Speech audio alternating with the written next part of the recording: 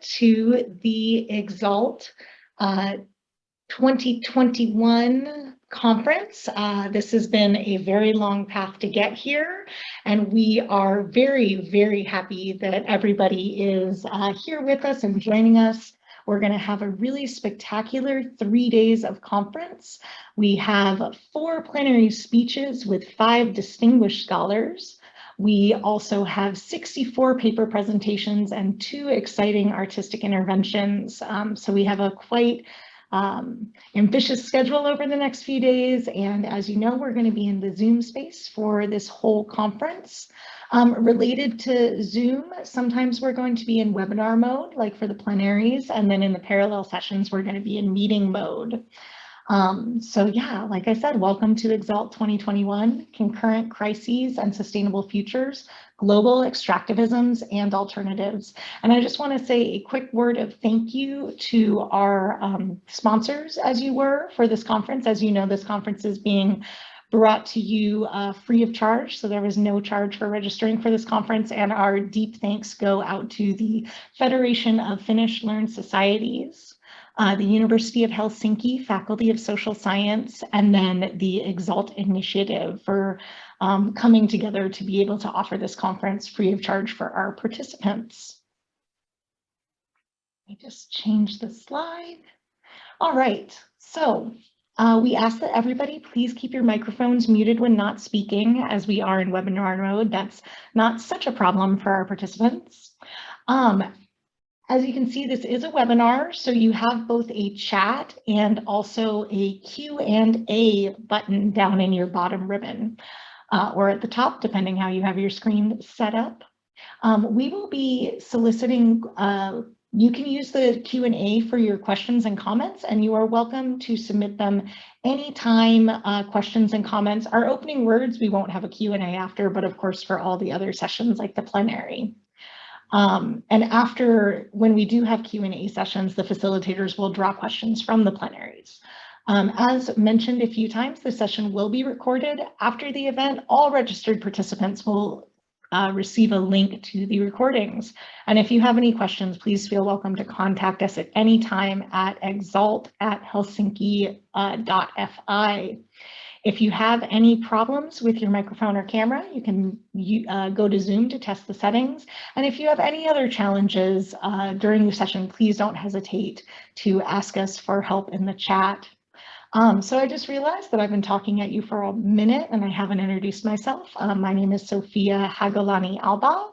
I work with the EXALT Initiative, and I'm sure that you have all gotten lots of emails from me. So without further ado, I would like to turn the floor over to Dr. Barry Gills. He will be doing our opening words for today's conference.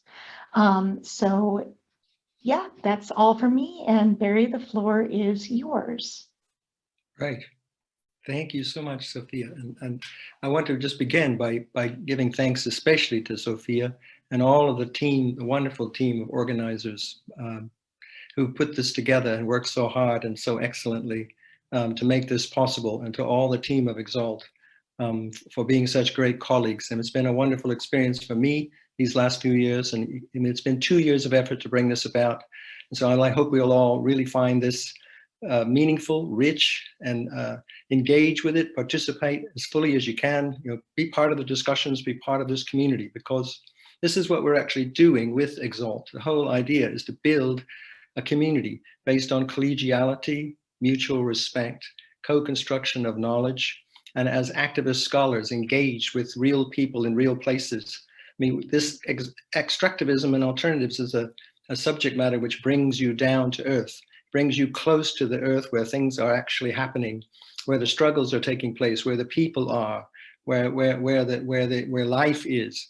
And I think we probably all here together today because we understand that, and we understand the importance of it, and want to share with each other our knowledge, our wealth of knowledge and experience, various understandings that come from all over the world, the regions and sites of struggles and many movements, and scholars based across the continents, across the globe. So I've been asked to speak, I should tell you, for 15 or 20 minutes So it's not just one of those hello and how are you greetings. So I'll make some comments along the lines I was asked to do. So about the issue of extraction. So we know that extraction involves forms of value creation, of resource making, but these are all linked to the commodification of nature.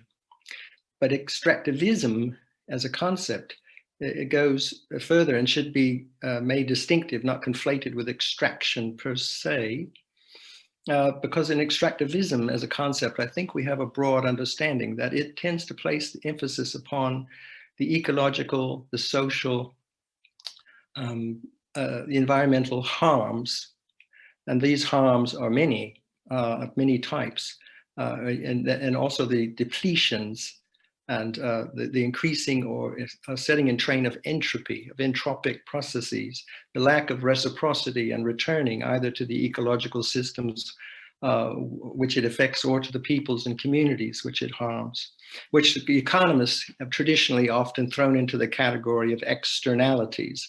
And this work that we're doing is all part of the necessary critique of this approach of economics and externalities. But beyond that, we could see extractivism as a mode of materiality, which is deeply embedded in the capitalist world system, the capitalist global political economy, and ever more so, one would argue, and that it's a mode of accumulation of capital in its link to financialization increasingly, and becoming increasingly a central aspect of the whole global capitalist system, one could argue, some have.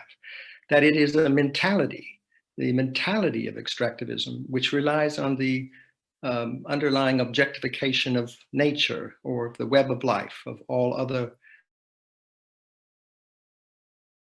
some cases, or a desacralization of the web of life, rendering them mere objects of utility for human exploitation to our own ends. And it could be seen, extractivism, as a global system, or what some of us are beginning to refer to as global extractivism. And that has with it embedded aspects of coloniality, imperialism, racism, patriarchy, and practices of ecocide and genocide, and in its most extreme. In the spectrum of the severities and harms of extractivism, you come to ecocide and genocide on the far extreme end. And all of that, I think all of us agree, and what we're part of as a community of engaged activist scholars, is that it brings forth both the processes of creation and the necessity for transformative alternatives, post-extractivist alternatives, post-extractivist lifeways, policies, programs, examples, and a post-extractivist political economy itself, written more largely. And that involves a vast array of different types of movements and struggles, approaches, and also implies, as we'll hear much more in this conference, of links of solidarity across movements and across many different kinds of actors that are entangled with the resistance to and the creation of transformative alternatives, the resistance to the worst forms of extractivism and the creation of the viable alternatives. So we're all part of that global struggle and the intellectual responses to understand it. So I'll say a little bit about that. I mean, it's clear to most of us probably that extractivism has become more and more so a concept to engage with, and a key concept in the broad areas of especially critical development studies, and somewhat increasingly in critical agrarian studies and in other related fields. I mean, this is intrinsically a multidisciplinary or interdisciplinary effort. But it's increasingly relevant across a very wide range of different social science disciplines, and brings new insights probably to all of them through the actual subject matter. But it's based on a kind of response to engagement with the actual global expansion and the intensification of extractivist practices across the world in recent decades, and again, anticipation of that becoming even more intense as a confrontation or a set of processes that will meet with responses and resistances. So that also implies the need to conceptualize, conceptualize a plurality of extractivisms, and also to understand their context, their varied context, their varied drivers, their varied consequences, and in relation to global extractivism, to try to understand that on that scale, which is a difficult thing to do, but I think people probably understand that it's possible, and see the utility of it, to see distinctive global patterns and even institutionalized power patterns, which imply the need for some particular conceptualization of global extractivism, aside from extractivism again per se. So this is all part of the time that we live in. I mean, we've said in the title of this conference, concurrent crises, multiple crises. What is the relationship of these extractivisms and global extractivism and the transformative alternatives to these crises of climate change, ecological degradation and destruction, biodiversity loss, and even currently global pandemics, and the miseries of human displacement and suffering that so many of these processes are implying. So that means that there's a great historical urgency. There's an imperative to study this field and then to develop this field. The field deserves much greater empirical work and analytical attention. And that implies like the need to understand the ways out of these situations, for example, posed by the continued juggernaut of global economic growth, and how it implies greater extractivism and greater social conflict. The urgent search, what people broadly call sustainability, and these days, you know, sustainable development has almost displaced the term development itself in some circles. But the urgent need that we're engaged in as scholars to help with the identification and the visibility, the understanding of the actual range of transformative alternatives that are actually out there already, I think on a very significant scale, but again, probably underappreciated in the world, and how many positive possibilities there are to stop the extremes of destructiveness of the existing extractivisms. So the field automatically implies, and we in Helsinki, in our EXALT group, we have from the beginning equally emphasized the alternatives as well as the study of the extractivist phenomena themselves. But we, you know, that some of that implies an engagement, a serious engagement with very different ontological positions.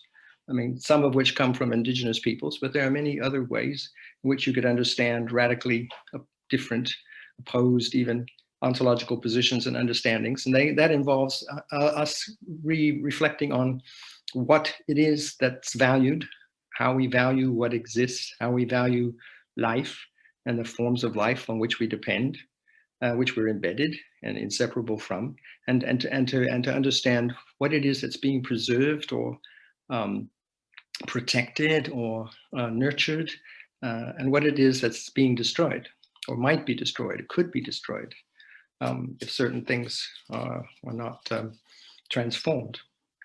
So finding and building the transformative alternatives to extractivisms and to global extractivism is, in our view, and I strongly would argue, it's a central issue of our times and of the time to come, the coming decades, you know, in our life and that life of our children and grandchildren. It'll continue and carry on and on.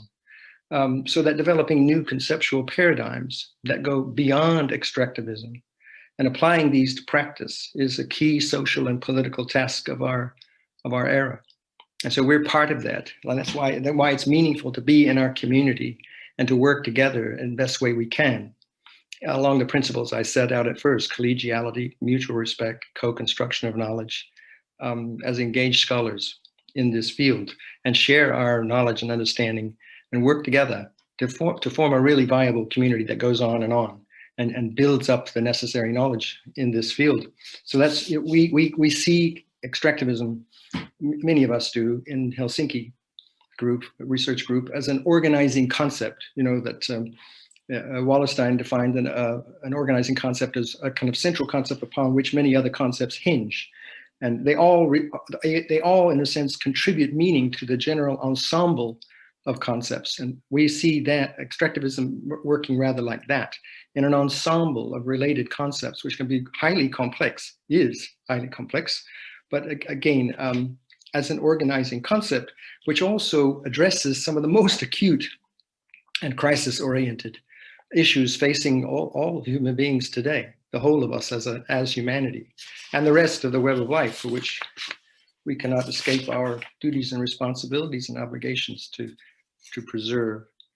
So I just wanted to end with saying that, so the work that we're doing of strengthening and expanding, refining the definitions of extractivism, the range of the empirical work on extractivisms, developing that into new theorizations, and enhancing their analytical utility and their range of deployment across all of the critical social sciences. By doing this, we'll see how much this work can have an impact, can make a real difference, and how it can help us to transform the world. We'll hear from we have a wealth of brilliant material, brilliant people who've dedicated themselves to this work already. So I'm looking forward to all that we'll learn these coming 3 days. And I thank all the participants from my heart for being here and for being part of this. So let's make the most of these 3 days that were 2 years in the planning and organizing. So thanks again to all the speakers, to all the presenters, to all the organizers, to all the participants. And I hope you will gain something useful and meaningful out of this conference together. Thanks a lot.